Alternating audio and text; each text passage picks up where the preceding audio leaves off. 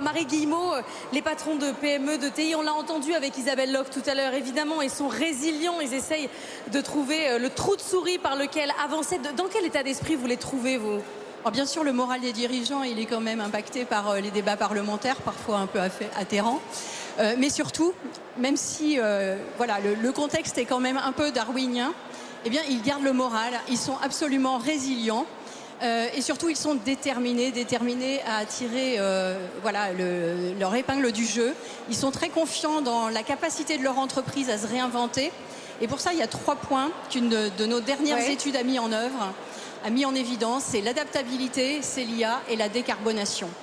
L'adaptabilité parce qu'ils ont changé de posture de leadership et qu'ils ajustent régulièrement maintenant leur trajectoire de croissance, leur plan d'investissement. Ils travaillent sur la prospective. Deuxième élément, c'est l'IA. Et donc, on en a parlé tout à l'heure avec une formidable accélération. Je crois qu'on a passé le point pivot, avec maintenant un défi de montée en compétence des talents très rapide. Et puis, le troisième élément, c'est la décarbonation. Ça reste un cap pour les dirigeants. Ils y voient un enjeu, un atout compétitif pour l'avenir. Et puis surtout, grâce à l'IA, ils voient aussi une capacité d'accélération de la transition. Jean-Christophe, on est sur le World des territoires. La décentralisation, ça fait partie des promesses de Sébastien Lecornu. Vous, c'est votre quotidien dans le groupe CMA, la décentralisation. Les territoires, c'est déjà une force. Mais pour nous, Laure, les territoires, c'est une priorité chez CMA Média. Les territoires, c'est la proximité avec nos lecteurs, nos téléspectateurs. On a la chance d'avoir une très belle rédaction avec BFM Business, avec La Tribune Dimanche.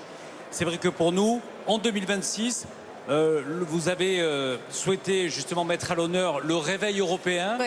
Mais vous le savez, le réveil européen, il se fera au cœur des régions, au cœur des territoires, parce que c'est là. Et ce soir, les industriels qui sont là, les entrepreneurs savent très bien que la transformation, les enjeux de réindustrialisation, les enjeux de souveraineté vont se jouer dans les territoires. Et tous les journalistes de CMA Média seront là pour suivre cette passionnante aventure de la réindustrialisation dans nos territoires en France. Marie, c'est vous qui avez le nom du lauréat dans l'enveloppe qui a l'Award des territoires 2025. Alors j'ai le privilège de remettre l'Award des territoires à Bastien Mancini du groupe Delair. Bastien Mancini.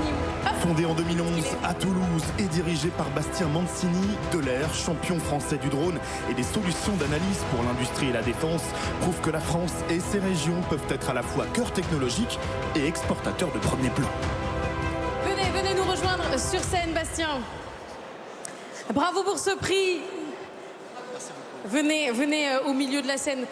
Voilà, mettez-vous au milieu plutôt, je fais le tour. On fait beaucoup de tours ce soir ensemble. Bastien Mancini, vous vendez des drones notamment en Ukraine, mais aussi à la SNCF quand ils ont besoin d'aller vérifier des rails ou pour travailler sur les vols de cuivre. Ça s'utilise partout. Je voudrais donner juste un chiffre.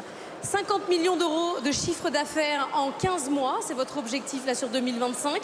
Vous avez déjà quasiment doublé. 80 millions d'euros, c'est l'objectif en 2026. Votre problème à vous, c'est quand même de ne pas grandir trop vite. Alors non, c'est pas vraiment un problème. Déjà, merci beaucoup pour ce prix et je pense qu'on est dans un domaine où la croissance est très très rapide. Ça fait 15 ans qu'on fait ça. Et d'ailleurs, je tiens à saluer et remercier à la fois les fondateurs, tous les salariés de Delair qui se donnent beaucoup, qui font beaucoup d'efforts. Et comme vous l'avez dit, on a une très forte croissance et c'est pas facile.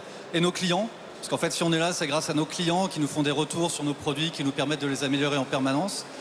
Mais on a une échelle où, comme vous l'avez dit, on est à 50 millions de chiffre d'affaires, alors 30 millions l'an dernier, 10 millions il y a 2 ans. Mais nos concurrents sont aujourd'hui américains, chinois, et sont entre 500 millions et 5 milliards. Donc on n'a pas du tout peur de grandir. Il faut qu'on grandisse. C'est nécessaire en fait. Si on veut être compétitif, et je pense que la bonne échelle, vous l'avez dit, c'est l'Europe. C'est en partant des territoires et en se développant au niveau européen qu'on sera compétitif dans cette compétition mondiale. Et vous y croyez à ce réveil européen? On y est complètement convaincus. On a un projet, ce qui nous manque souvent, c'est d'avoir des projets communs.